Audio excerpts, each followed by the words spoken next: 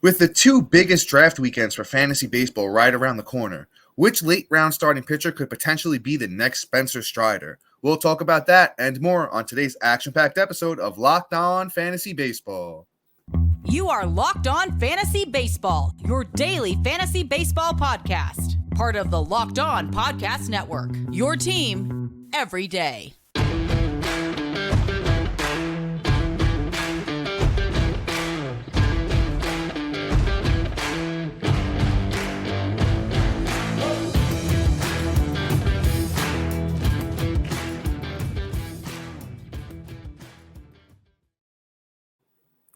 Hello, fantasy baseball fanatics, and welcome to the Locked On Fantasy Baseball podcast, brought to you by the Locked On Sports Network, your team every day.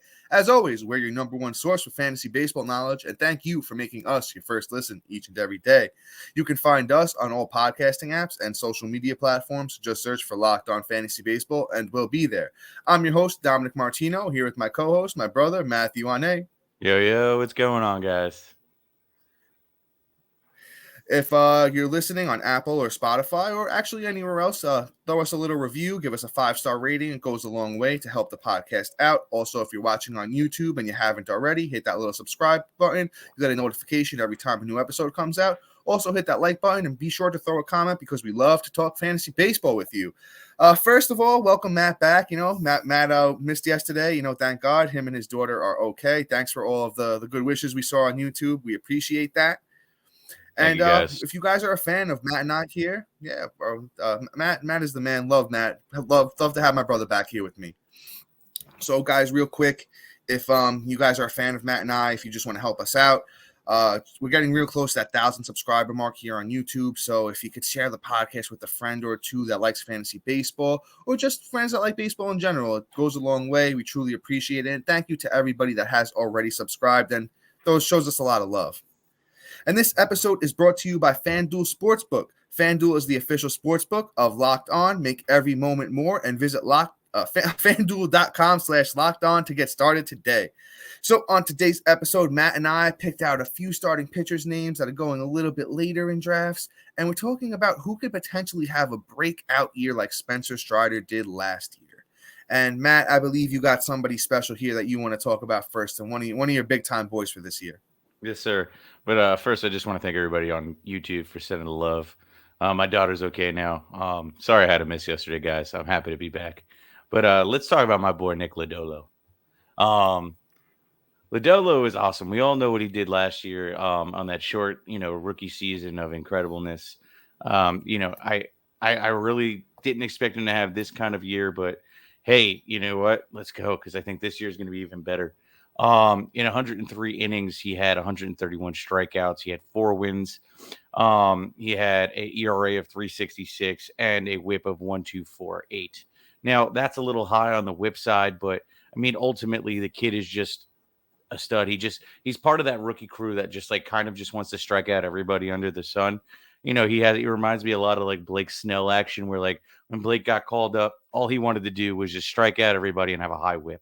And eventually he reeled that in and was successful in what he was doing because he's still doing it. Lodolo is still doing it in spring training with a 1.25 WHIP. But he's outside of that having a good spring, it looks like, because I mean his ERA is a 3.38. He has 8 innings pitched. He has 11 strikeouts. So, the Ks are always there for Lodolo, and he knows what he's doing. I think that him on the Reds with the Reds finally making that push, even though they made a poor mistake in sending down Elliot De La Cruz. I know, so dumb. But I guarantee it's for control. He'll be up week 2. But anyway, let me stop saying the ums and just finish my point here. Nick Lodolo was one of my favorite targets this year. Ultimately, I have him ranked as my 54th pitcher this year. I'm so psyched to get him on all my fantasy baseball teams. Let's go, Lodolo. Matt, how do I have Nick Lodolo ranked higher than you? I thought I was going to have to come in here and be like, oh, guys, I'm sorry for having him too low. I have Lodolo at 51. Nick Lodolo is currently coming off the board as the 38th starting pitcher, pick 128.8. I do like Nick Lodolo. There's so much strikeout upside. The ERA is going to be pretty solid. His ERA was always good through the minors. He actually never had an ERA over 2.84 in the minors. And Lodolo is going to be 25. I lied, 50. Okay, good. At least you have him one spot higher than me. That's fair. That makes me feel a little bit better because I know that's your boy. And Thank you. Lodolo last year, 24 years old, he had the great ERA, great strikeouts, but the win upside is a little bit limited. The whip, as Matt said, kind of reminds me of the young Shane McClanahan, reminds me of the young Blake Snell, as you mentioned. And I think there's that upside where he could turn it on. I'm not sure if it's going to be this year for Lodolo. The park scares me a little bit. That's why I have him ranked a little bit lower than, ADP. But if you get Lodolo as like your number 5 starting pitcher, I think that's going to be pretty solid for you. But let's move on to somebody I must have talked about 800 times last year. And that's one of my boys, Dustin May. Guys, once again, if you're a fan from last year, you hung around, Dustin May was just somebody that I was high on all of last year. And I'm still there. I'm still super high on him. I currently have Dustin May ranked probably too high. Where do I have Dustin May ranked? Oh, Lord. I'm having trouble finding where I just know I have him higher. I bet I have him higher. You probably do. I have my 48, actually. I found it. I have my 48. Oh, we're spot on, bro. 48 as well. 48? Oh, okay. All right, good. I like that. I like that. So last year, Dustin May, he didn't have a great year for, as far as the numbers went because he got hit a little bit towards the end of the year. Last year, Dustin May had 6 starts, 4.50 ERA, 30 innings, 29 strikeouts, and his whip was a 1.16. Now, it's usually the other way around. When guys are coming back from an injury, their whip is usually higher and the ERA is usually a little bit lower. And Dustin May showed that he still has the control. He gave up a couple too many walks, couple too many hits. I think he gets back to form. Over his first 3 years, Dustin May was actually pretty solid. Over his first 3 years, Dustin May had 6 wins, 5 losses, 2.93 ERA, 31 games, 19 of those were starts, 113 innings, 111 Ks, and a 106 whip. So I think he's going to be right around that K per 9. I think like a 3.2, 3.3 ERA. The whip has always been solid, so the whip's going to be good. In that Dodgers lineup, he's going to have a lot of wins. I think the thing to be careful for is Dustin May's innings, which are probably going to be pretty limited. He might get you 130 innings, so be prepared for that when you're taking him. But he's coming off the board, 46 starting pitcher, pick 153.8 overall. I'll take Dustin May there all day long, and I think he's going to be pretty solid. Yeah, buddy. Yeah. Oh, so next up, Matt has a very, very good starting pitcher that we're both super high on. But before we get to that, I'm really excited about our new partner and sponsor of today's episode, the mobile game Ultimate Baseball GM. Ever dreamed of becoming an MLB GM and managing your own professional baseball franchise? Well, guess what? Your dream has come true. Manage every strategic aspect of your team, play through the season, and lead your team to glory. You're responsible for hiring the right coaches and staff, and also managing the team's finances, scouting and drafting players, managing difficult personalities, and also navigating your franchise through free agency and all the ups and downs of a season.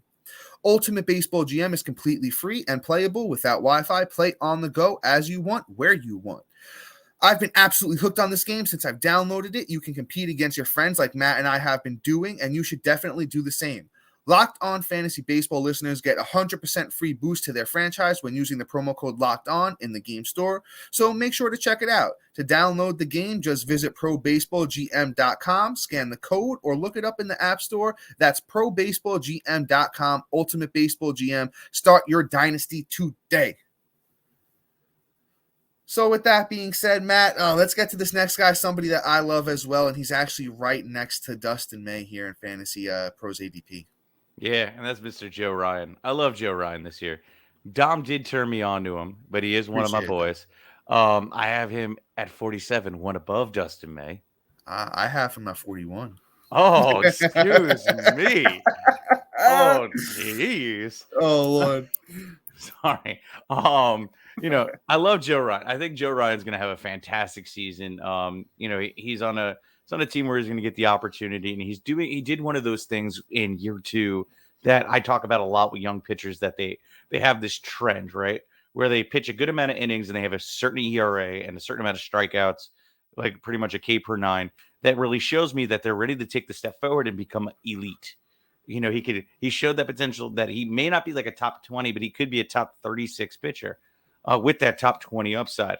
And what he did last year was fantastic. At 147 innings, he had 151 strikeouts. He had a 3.55 ERA with a 1.102 WHIP. Now, that's exactly what you want to see from a second year player in their first full season with that many innings pitched. I mean, so on top of that, I'm going to say these are my predictions for Joe Ryan, and maybe a little extraordinary, but at the same time, I don't think it's too outrageous, right? Joe Ryan in the minors had a K per nine that was absolutely like ridiculous. So in 2021, he had 62 innings pitched and he had 92 strikeouts. Now, I don't foresee how that's not going to translate into the bigs.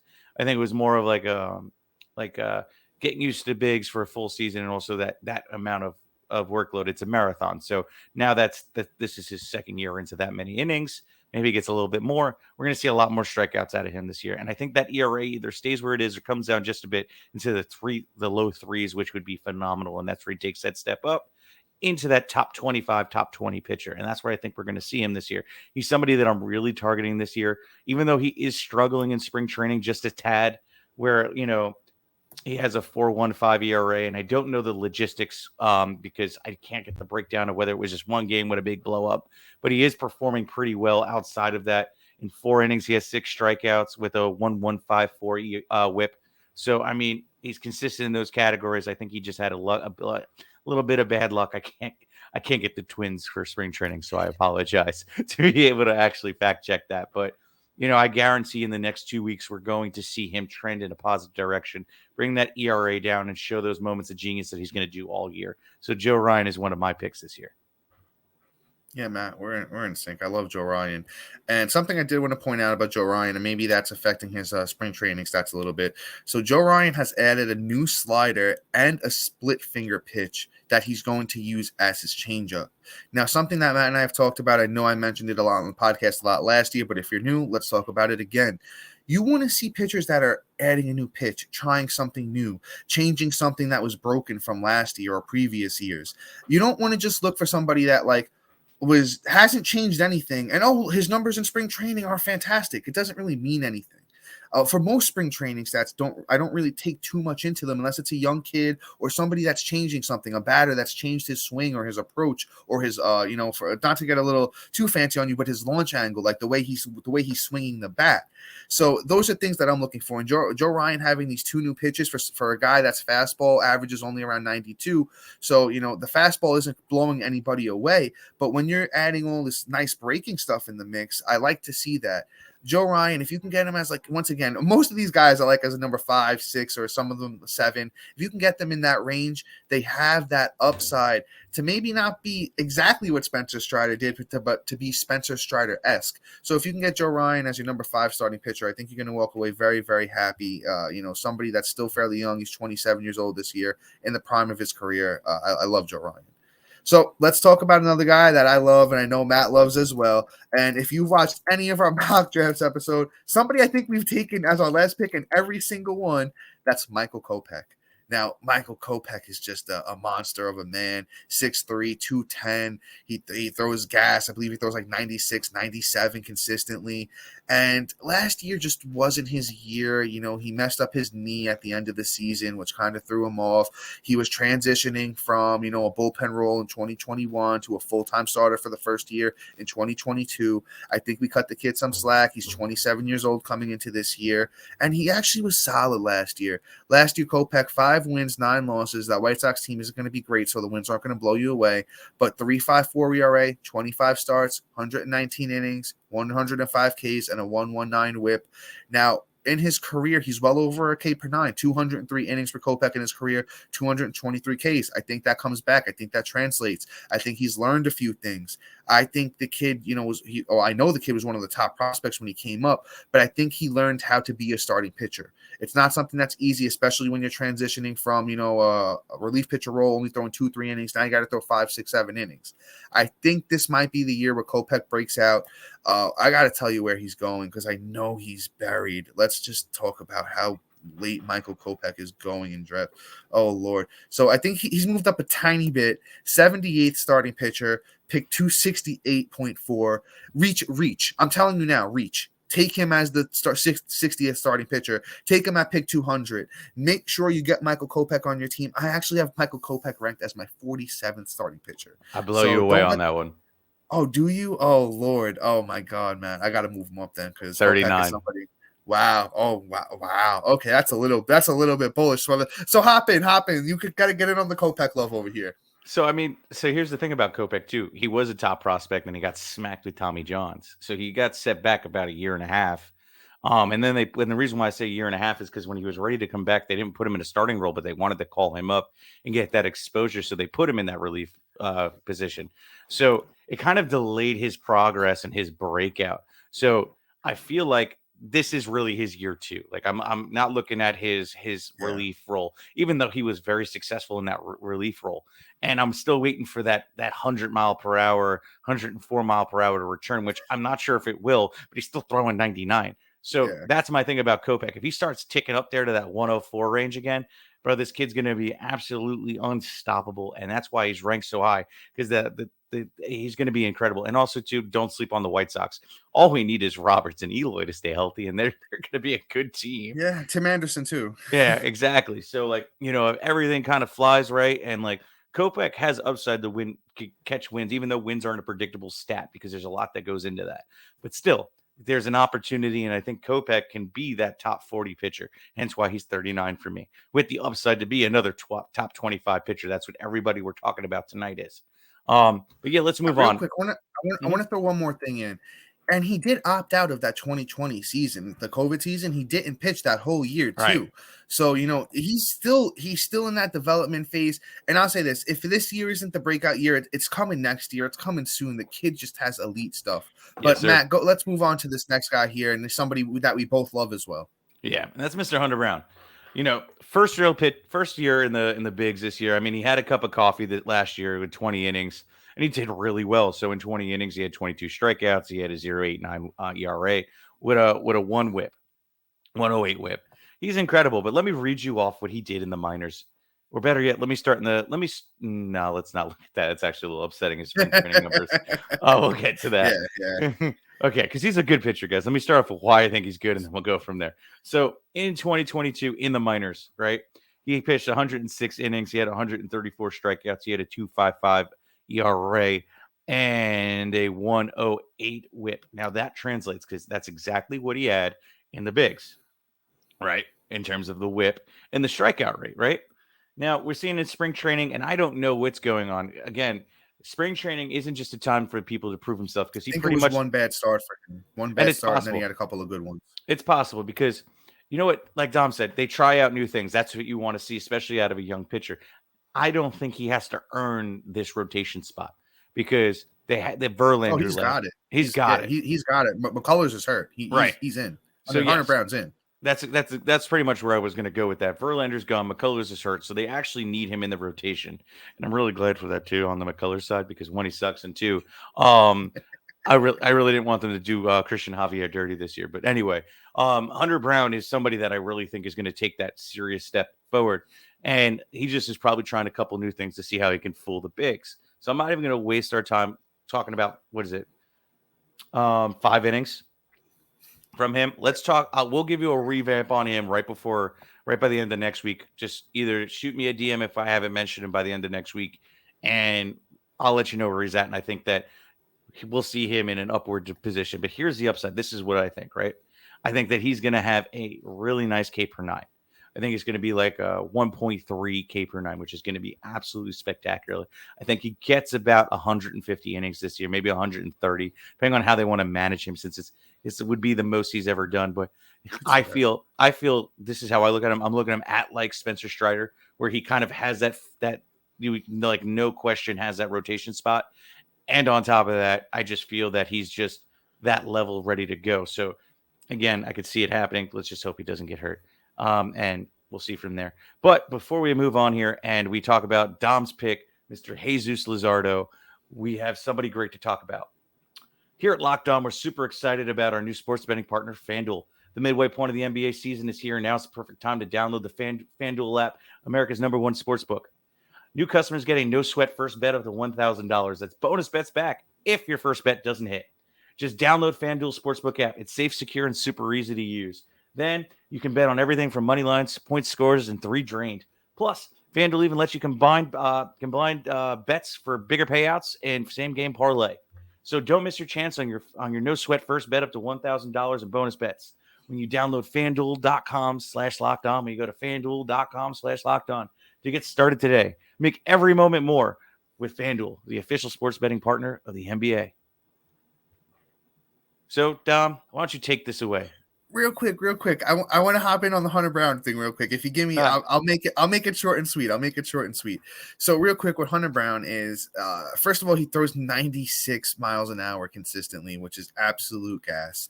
And what I saw is he was like Justin Verlander's like protege last year. He was like following Justin Verlander around when he got called up.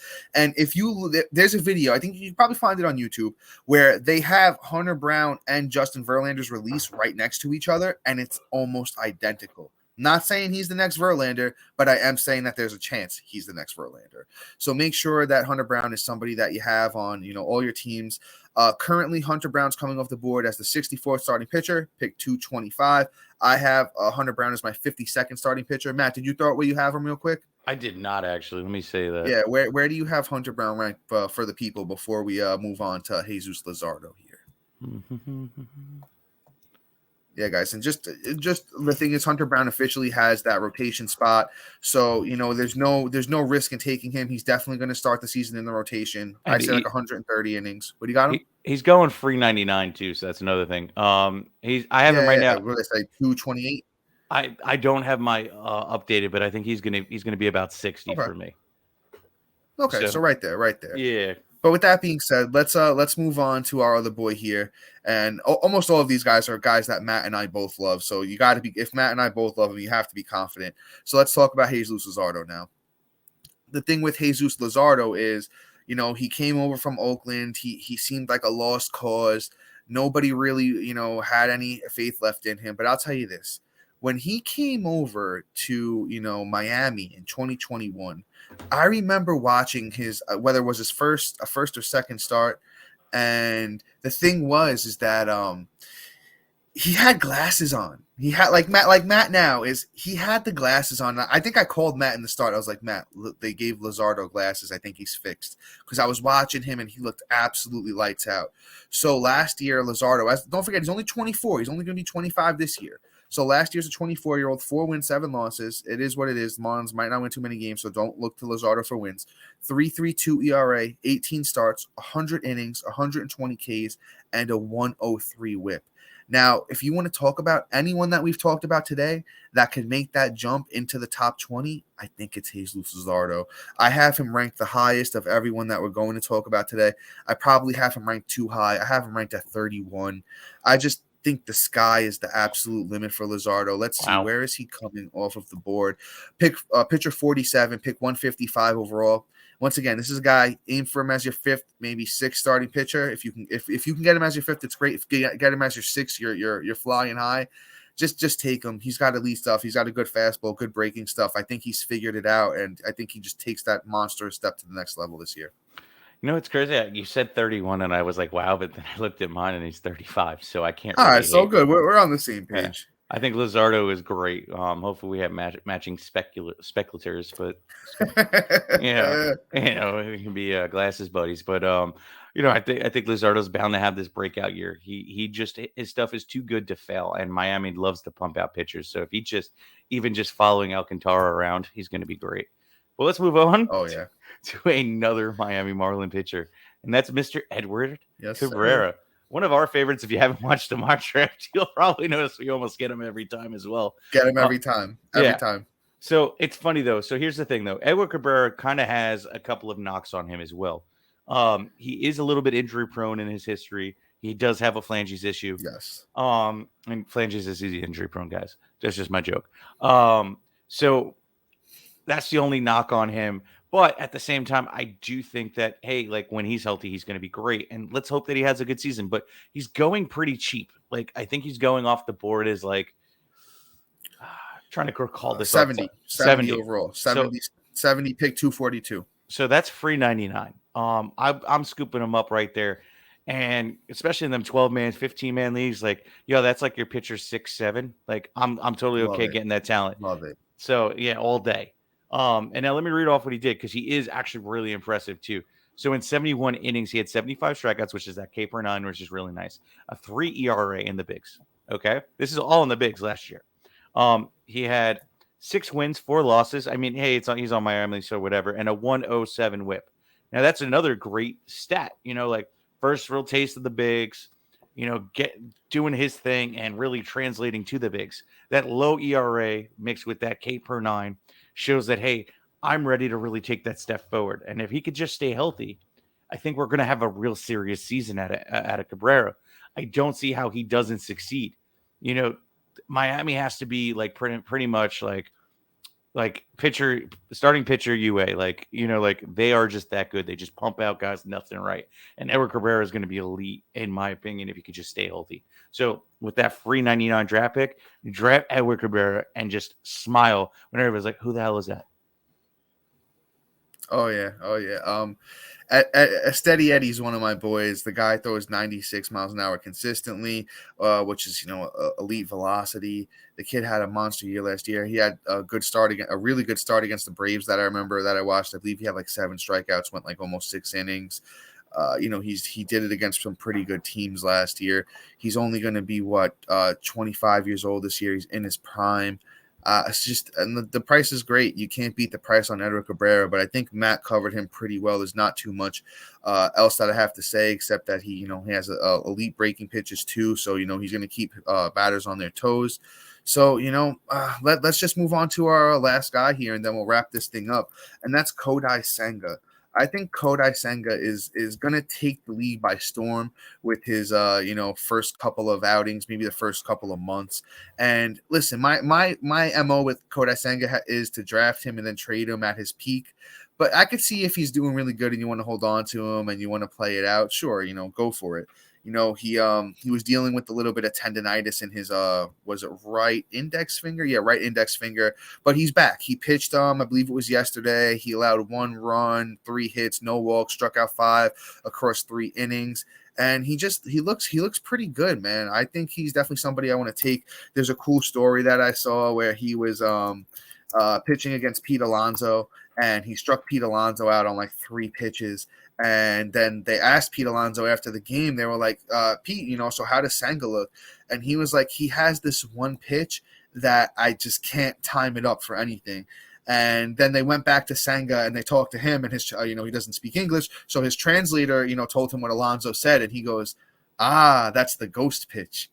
In like perfect English too, nonetheless. So like he knew that. He knew that though. Senga knew that. And just I think that pitch is going to keep batters on their toes until they get some tape on it and figure it out. But the thing is, he's coming over from the Japanese league, and he was absolutely dominant over there for it looks like almost 10 years. And his most recent season in the Japanese league last year, Senga had 11 wins, 6 losses, a 1.89 ERA, 148 innings, 159 Ks, and a 104 WHIP. Now Senga is coming off the board 399 right now. I have to even scroll like super deep in Fantasy Pros ADP to even find Kodai Senga. Oh Lord, where is he going? I might have passed him now. I think that's too far. Oh Lord. Okay, I found him. 89th starting pitcher overall, pick 176. I currently have Senga as my 49th starting pitcher. Once again, if you got this guy as your 5th, he could be your ace for like the first few months and maybe even the whole year. Just take Kodai Senga and be very, very happy with the production. Yeah, buddy. I have him in my 55. I'm a little bit more conservative with him, only because of the fact that I'm just looking at it like this. I just think that, it's still an adjustment going from, the Japanese league to here. Yeah. And again, a big adjustment. And also, too, they're seeing the ghost pitch during spring training. So players might be ready for him right out the gate. And he may need to make that adjustment. So if anything, if you don't get him during the draft, he may be somebody that we may be turning around and saying, hey, he's a trade target at the beginning of the season. Hey, he's busting. Boom. Or, hey, he might hit the waivers. Boom, scoop him up. So, there's a lot of possibilities where we could see Senga, we either being super successful early or flopping early and then making that adjustment where you can kind of steal him or scoop him up early. So just, keep an eye on him, whether you get him or not. Kodai Senga, Sega is my guy. I really do think he's going to be successful. The best comp I can possibly have for him is Marashuta Tanaka. That first year when he comes over. Tanaka. I do it every time. God. What am I going to do? I can't pronounce people. But anyway, Tanaka. I'm not going to go for that first name. That works. Yeah, I think he's going to be the next Tanaka. I think that he's really just going to. He's going to come in. Both are high K guys. Both are good ERA guys, and he's on a team where he could be very successful. And again, he's pitching in Mets Park too. Citizens Bank is very nice. And right. Citizens Bank, yeah. Yes. No. So, wait, no. Is it Citizens Bank? No, it is. It is right? Okay. Yeah, I was going to say, where is it? City? Yeah. City Field, I'm sorry. Yeah, right. Yeah, okay. You had me messed up for a second. Isn't Citizens Bank the Phillies? Yeah. City Field. Too much. They got to stop with these bank parks. Anyway, I go there too often. Anyway, I think that with that park protecting him as well with that team, I think that Senga has all the opportunity in the world to really be successful, translate into bigs, and actually turn that free 99 draft pick into being somebody that's going to be explosive for your team. So scoop them up any which way you can, and let's go. So this is probably something we probably should have mentioned at the beginning of the podcast, but if you're still here, the Mets got me thinking about it. Edwin Diaz tore his patella tendon, and he's going to be out for the whole season. We wish Edwin Diaz and his brother Alexis and Team Puerto Rico and everyone that's associated with Edwin Diaz, well, we hope he gets well soon and just feels better. It's horrible to see that the number one closer in all of baseball just go down and in celebration, no less. That really hurt to see, and as a Yankee fan, it still hurt to see that, just because, Matt and I love baseball here, and we don't ever want to see anybody, not even just baseball, we don't ever want to see anybody get hurt in life. So Edwin Diaz, get well soon, and we hope you're back on the mound next year with that Timmy trumpet striking everybody out. Good news is, though, it isn't an ACL. Yeah. So, they said 6 to 8 months. So if we're talking 6 months, it'll be right at the end of the season. So if Mets make a push, for you Met fans out there, he may be back just in time for the playoffs. So, because there's no shot they're not making the playoffs. They're too good for that. So at least you might have the Timmy trumpets for the playoffs. You go. Yeah, guys. So, that is all for today. Please be sure to like, subscribe, comment, rate, and review. Check out our website with that, big draft season coming up, guys. Matt and I have our rankings out there. You're going to want to go check those out. Bring them with you to your drafts, print them out, and you'll be ready to go. And thank you for making us your first listen each and every day. Why don't you go make Locked On Reds your second listen each and every day with our pal Jeff? We wish Jeff the best. He's very, very good at what he does. He covers the Red teams good, all those young Reds prospects. He'll keep you in the know with all of them. We will be back Monday with a new episode. We're going to be skipping Mock Draft Mondays, guys. I know a lot of you love it, but we have a lot of action-packed episodes for you next week. We're not sure of the order yet, but we have our My Guys episodes. We have Sleeper episode. We have a Bust episode. We have a Breakout episode. Bounce backs. And I think we're even going to try and sneak in one more spring training update. I'm not 100% sure if that happens, but we're going to try our best for you guys. We have an action-packed week next week. So, guys, you're going to want to be there for that. But, guys, until next week, peace.